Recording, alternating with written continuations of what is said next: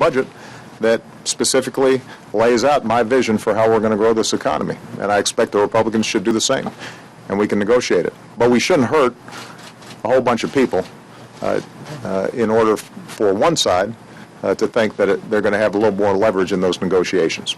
At a news conference, an unbending Obama said he would not hold talks on ways to end the fiscal impasse under threat from more extreme parts of the Republican Party. The weekend was this notion that Congress doesn't have the capacity to end this shutdown. The truth of the matter is there are enough Republican and Democratic votes in the House of Representatives right now to end the shutdown immediately, with no partisan strings attached.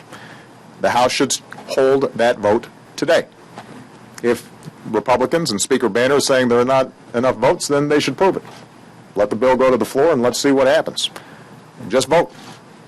Let every member of Congress vote their conscience, and they can determine whether or not they want to shut the government down. Obama's comments followed the phone call to Boehner, who had adopted a more conciliatory tone in comments to reporters after a meeting with White House Republicans. House Republicans emerged from their meeting saying they would insist on deficit reduction talks with Obama as a condition for raising the federal debt limit, but some signals they might pass short-term legislation to avert a default in exchange for immediate talks. Plenty of obstacles remain to settling the issue. U.S. Senate Democrats plan to introduce a bill on Tuesday to raise the government's borrowing authority by enough to last through 2014. The measure would not contain any of the deficit reductions that Republicans have demanded. Republican leaders unveiled a proposal for a 20-member committee to make recommendations on a debt limit increase and look at ways to rein in the country's deficits, but Democrats quickly rejected the idea. Under the legislation, the Republican House would name 10 members to the panel, while the Democratic-led Senate will name the other 10. The panel would also make recommendations on a measure to fund the government for the 2014 fiscal year, ending the shutdown.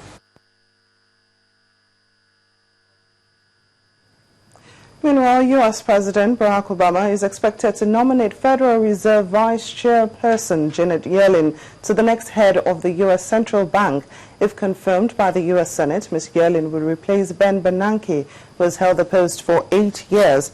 She's been his deputy for the last 2 years and would become the first woman to head the Federal Reserve. Ms. Yellen and Mr. Bernanke are due to appear with the president later today.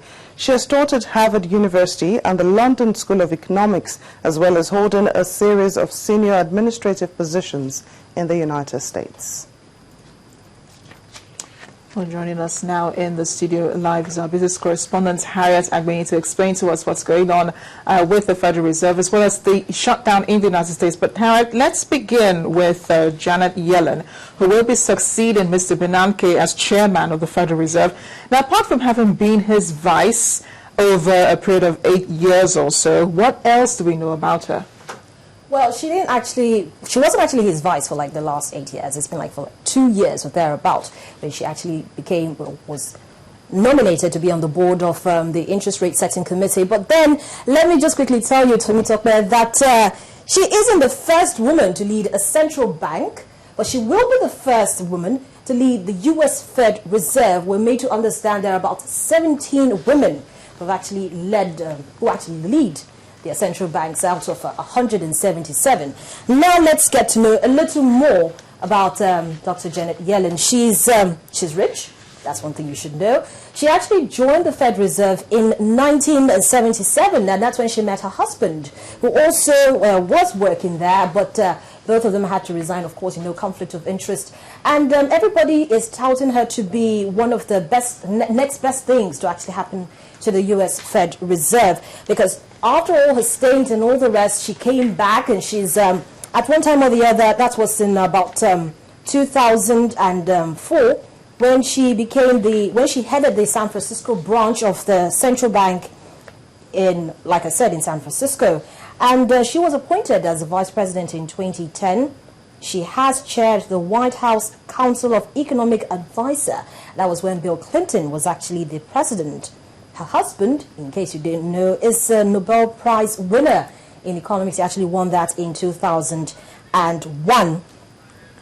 Another thing you should know, she's not a political insider. Unlike Larry Summers, who was also contending for that post, he had to drop because he said he wasn't quite comfortable with the way the Senate was going about the matter. But apparently, Janet is the man, or should I say, woman, for the job. And yeah, Harriet, she has a stellar resume. Yes, exactly. Yes. You sound like you could go on and on. But let's talk about the soon-to-be predecessor, Mr. Ben Bernanke. All right. What has he achieved so far while in office? He's achieved plenty. You know, he was appointed as the U.S. Fed chairman in 2006 by former President Bill Clinton. And after Bill Clinton left and President Barack Obama assumed presidency, he decided to keep him. And so he was renominated and continued as the U.S. Fed chairman. He's going to be ending his stint in January next year. He's come up with a lot of policies. Now, the one that I know a lot of people are very familiar with is the $85 billion bond buying program. Now, they had a meeting like sometime last month, and the whole world, practically the whole world, was on standstill because they expected that there was going to be like a tapering on the bond buying program, and not a lot of emerging countries, including Nigeria, was quite happy about it. But you see, now everything has eased up, and so that's what a lot of people are going to be looking at Janet to do. Is she going to continue with the policies that her predecessor, or soon-to-be predecessor, Ben Bernanke, has actually put in place, or is she going to come out with some of the different ones? But a lot of people are actually expecting her to continue with the policies because they have managed to keep unemployment rates down, and everybody seems to be peachy. Well, let's talk about the U.S. economy right now, Harriet. The Federal Reserve, is it affected by the U.S. shutdown? Well, not really. They have to pay essential services. We have to remember it's a partial shutdown, not a full shutdown. So the president has to be paid, the Congress has to be paid, the military has to be paid, and some other essential services. Now, what you have to remember is that there's a looming debt ceiling. But according to what we hear, this debt ceiling was passed like in May. So right now they're living on borrowed time. And so the Fed Reserve has a lot of work cut out for it. So if it actually shuts down, there's going to be a problem. When everybody comes back to work, how are they going to offset whatever debts they've incurred? How are they going to move forward? That's a lot of work for them. So not really. They are working essential services, like I said. Well, thanks a lot, Harriet. Always insightful talking to you. Thank you for joining us on The World today. We appreciate your time. Well, moving on to some disasters over in Asia, and of course it occurred yesterday in the Bangladeshi capital of Dhaka. 9 people were killed in a fire at a clothing factory. Local media said about 50 people had been hurt in that fire, which broke out late last night. However, there are still fears that the death toll could rise. Safety standards are, however, poor in Bangladesh, which is notoriously poor. More than 1,100 people died in April when a factory outside Dhaka collapsed. A series of deadly incidents at Bangladeshi factories, including a building collapse in April that killed more than 1,100 people, has raised global concern over shaky safety standards in the South Asian country's booming $20 billion garment industry.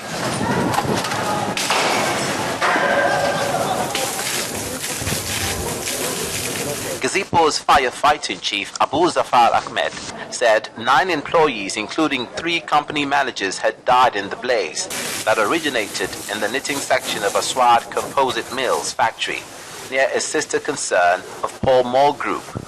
I came here to search for my uncle who was working in this factory. I haven't found him. I found out that the fire started from a standard machine and the silencer of the machine exploded. The fire spread and the factory caught fire. Immediately after the fire, many people ran out of the factory, but a few could not get out. About 50 workers were injured in the fire, whose cause is yet to be determined. Firefighters were dousing the flames. The collapse of the building, house and garment factories near Dhaka in April was the world's deadliest industrial accident since the 1984 Bhopal disaster in India. Garments are a vital sector for Bangladesh, and its low